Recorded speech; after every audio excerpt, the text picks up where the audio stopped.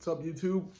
It's my first video ever, so take it easy on me. I'm recording this with an iPhone. I do plan on getting something better, but this will do for now. So the $250 K24, is it worth it? Before I get into that, I just want to kind of give you guys a little background on me and why I'm starting this channel. It's basically to help others out. I would say K-swap beginners, maybe that's the best way to put it. I'm still kind of a beginner myself. This is my second K build, so I kind of just want people to be able to find out what they need, which route they want to go. If they want to go with an all-out crazy build, like no budget build, or if they want to build a K on a budget. So I figure the best way to do that is to document what I'm going through, document my build, and hopefully can help somebody out. So I do want to say that I learned a ton from watching YouTube. I would watch Surge Motive, DIY Mike, LA Tommy, LA, and Honda Street Garage. Dave Marino. What else did I use? Hybrid Racing, Vasily Garage. They're just a bunch that you could check out. So everybody has their own kind of little spin on things, and everybody has their tips and whatnot. So I would check out all their videos, and this way you get a well-rounded idea of what you want to do. So anyway, without further ado, let's get into this video.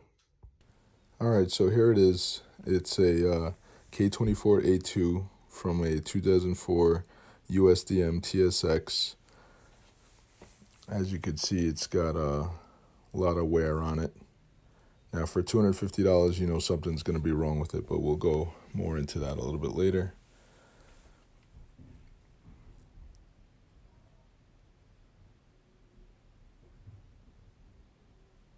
So I'm planning on keeping heat this time.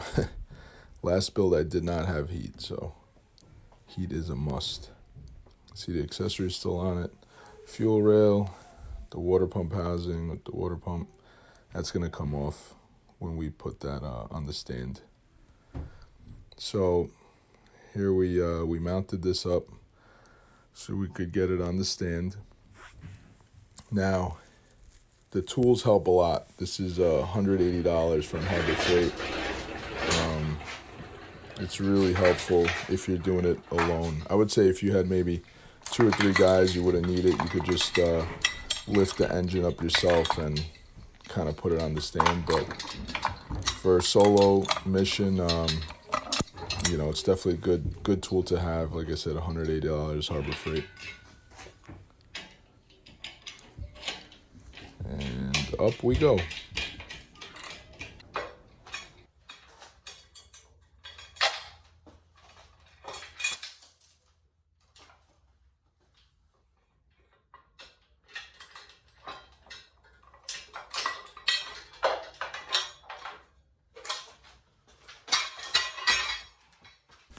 Now the engine's up on the stand. To get it on there, you can use the bolts from the transmission or whatever you have laying around, as long as it's the right length and the right thread pitch. As you can see, $250, you're gonna get something that's pretty used. This happens to have over 200,000 miles on it. Not a problem, because I bought it knowing I was gonna have to break it down. So factor that into your decision. If it's worth the $250, just know that you're gonna have to break it down. I'm just taking the valve cover off, so we want to see what's inside. These are all 10 millimeters. Let's take a look. So it's fairly clean, for the mileage. Nothing too crazy, nothing out of the ordinary. Everything's stock there. Just remember to try to keep everything together. It just helps a lot being organized down to the little nuts and bolts. It'll just it'll pay off in the end when you're going to put everything back together. Even if you're not using the manifold again, just know that those bolts are with that manifold. So here it's all cleaned up. I actually did I went ahead and took off the crank. Your best bet is to use a weighted 19 millimeter. I happen to use a pry bar with the hex tool from Honda.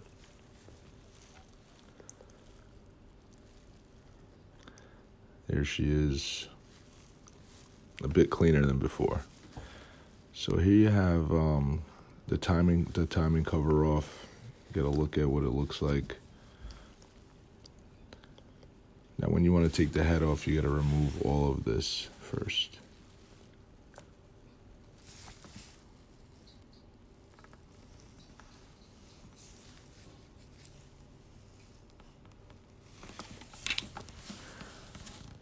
So tensioner's off, as you can see.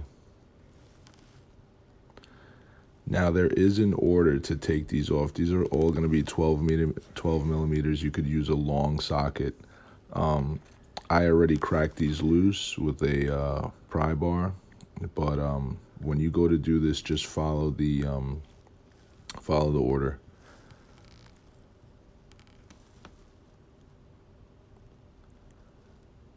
So these are all 12 millimeters on the cam caps, except for one in the middle that's going to be a 10 millimeter.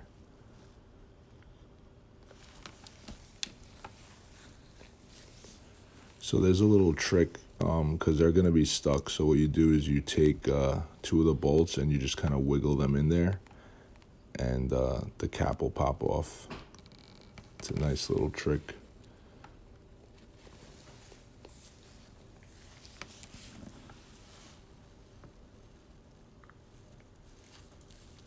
So here everything's laid out. Basically you want to zip tie those rockers so nothing falls out. They have these little pins inside the rockers, and if they fall out, it's just going to be a pain. But this is pretty much what it looks like without the rocker assembly on.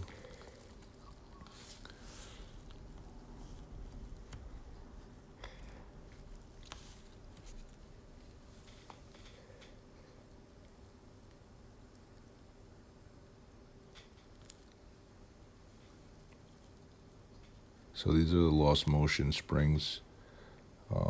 Also what you got over there are the head studs, which are going to be a 12.14 millimeter.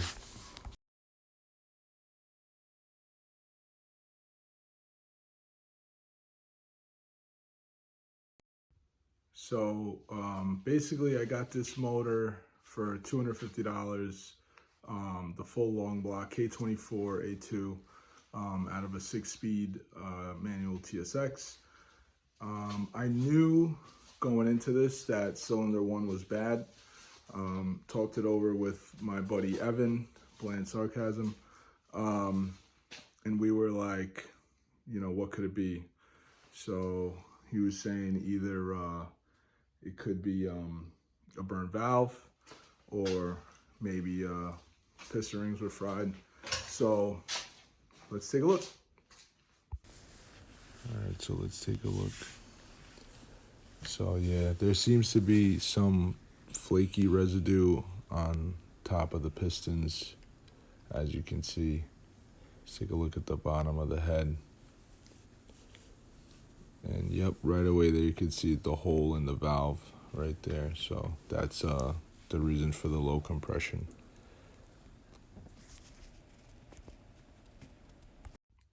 So I kind of figured this was going to be the case. So now I'm thinking, like, what should I do? Should I do an OEM rebuild, like an OEM refresh, and just get this K24 back to what it was, when it first came from the factory? Should I do that? Or should I do what I did with my last build, which was kind of go all out. So this is where your options come in, you know, for yourself. You can decide. You could just probably, if you wanted to, just go, you know, refresh the head and call it a day. Other people might say, hey, I want to, you know, do the piston rings as well. And then the other part of me is thinking, hey, should I do what I did with my last build and go for that JBR block, which was great. It was the KISS package, 12.5 to 1 compression, just quality stuff. I ended up making 275 wheel horsepower. It was really great. I actually had a 4-piston head on that as well, TSX head, I should say. So I don't know. I have options, but knowing myself, I kind of feel like I'm gonna go all out, and I will document that. I will give details on what I do when I do it, and obviously putting it back together. I'm definitely gonna post more videos, but this is pretty much what I wanted to show you guys. The tear down of this motor, $250. We know something was wrong with it. It was cylinder 1, and is it worth it? So a couple things I wanted to share with you guys. Try to keep everything super neat and organized. I know it's hard sometimes. My garage happens to be a mess. As you can see, everything's all over the place. But I like to say it's an organized mess. So just try to keep everything together. I got these rockers zip tied here, and the reason being is that there is a little pin in there which will pop out. I'll try to zoom in right there. So if this comes out, you're in a little bit of trouble, because that little pin in there will pop out and it'll just fly out. And you know how it is with these little things, it's harder to find than a 10 millimeter. So always try to zip tie these before you take them out, and you'll be good to go. Another thing is these cam covers, they're all directional, so they have the arrows pointing towards cylinder 1. So, and they're also numbered. So this is 5, 4, 3, 2, 1. And I just keep literally everything the same, with the bolts in the same order. And to be honest, like, I'm not gonna reuse this chain, you know? Like, I don't need that. I'm probably gonna go overboard and go with a Toda chain like I did last time. I'll go with a Toda tensioner, which I did last time. I had no issues. Drag Cartel chain, I don't want to say chain guide. It's kind of like I guess protects the chain, or keeps the chain from popping out, I should say. But yeah, I just like to, even if I'm not going to use it, I'm just going to keep it here, you know, just like that. And then going over here, like, everything is kind of labeled. So I have the timing chain cover and everything that came off of that.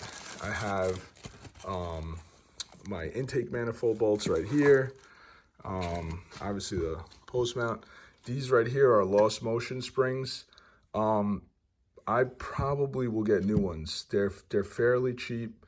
It's funny, when you get the new one, this part isn't worn down yet, so you could kind of, it's pretty cool to see. I didn't know, like, on my first build, I thought the new ones would look like this, and come to find out they didn't. And this is from wear. So, you know, if you're doing a new build, why not just kind of go all out, you know?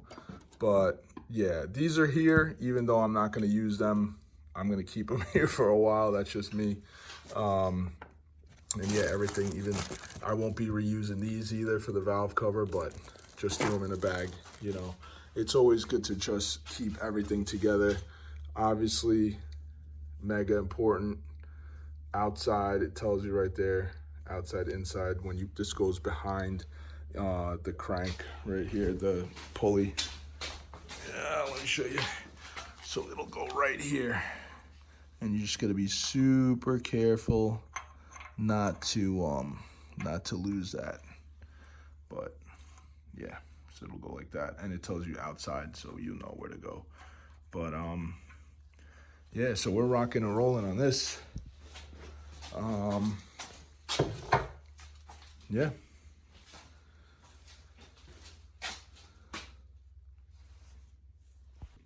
So I keep thinking of more things that I want to show you. There's so much like that it's a little, and this is my first video, so I'm all over the place, but forgive me. But you got these little dowel pins here, and they only go in one spot. Like if you tried to put these in here, they wouldn't fit. If you tried to put them in here, it wouldn't fit. So they're just two of them here. There's this weird little plastic, I think it's like a coolant diverter. That bad boy stays in there. Trying to think what else. Like there are these little things, these little tips that I want to give you guys. Yeah, so you can reuse these if you want. I won't. just knowing me. But like that's another way you could save money. You know, there's so many ways. There's so many ways to save money on a build. Like I said, you could do a budget K. And you know, this goes back like is a $250 motor worth it? Yeah, if you're not going with ARP bolts, you know, which I am gonna do. But if you wanted to you know, rock these, go right ahead. You know, you can. So yeah, many places where you could save some money. Like I was saying, looking at this, you know, just get this refreshed. Obviously, you know, clean it up real nice. You know, send it to the machine shop, and literally any shop would take care of you. You know, you could put the new valves in yourself if you wanted to. Save a little bit of money there. I think they only charge you like $50, maybe $75 to install, you know, to get the head together. But yeah, it's up to you. Like another thing, the crank pulley. I'm getting another one. Why? Because this looks like poop. But no, I don't know. I just like on my last build, I said I want to do everything right. I want everything clean. So that's just me. So yeah, you don't have to, but it's really up to you. That $250 that you initially spend could turn into maybe a $1,000 refresh, or you know, upwards of $3,000. But the choice is yours, and that's the beauty of it. So drop a comment. Let me know what you're thinking, what you would do, and if you know my old build, tell me if you liked it. You know, leave a comment. So I know this video is about the $250 K24, but for those of you that haven't seen my other build, which would probably be most of you, here's a little clip.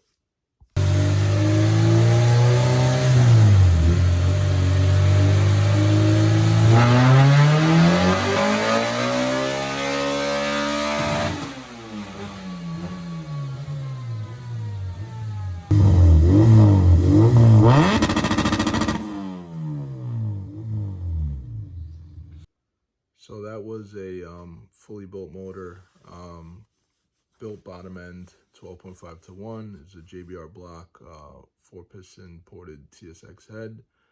And it was just a ton of fun, tuned by Morris over at Empire Performance on Long Island. I will be back with the new motor. Thank you guys so much. And yeah, that's it for this video. Hopefully you found it useful. Hopefully you found a couple tips that you can use for your build. And you could decide if you want to pick up a a kind of cheaper block that needs some work, or if you want to just go ahead and get something for a little more that's already running. Don't forget to like, comment, subscribe if you enjoyed the video. There will be more to come. This is going to be a pretty lengthy build. So starting off with this $250 motor, and probably gonna turn it into a 300 wheel horsepower motor. So it should be a fun process, and I'm gonna try to capture it and try to help people along the way. So any questions, drop them below, and feel free to hit me up on Instagram at EK3_Mike. Peace.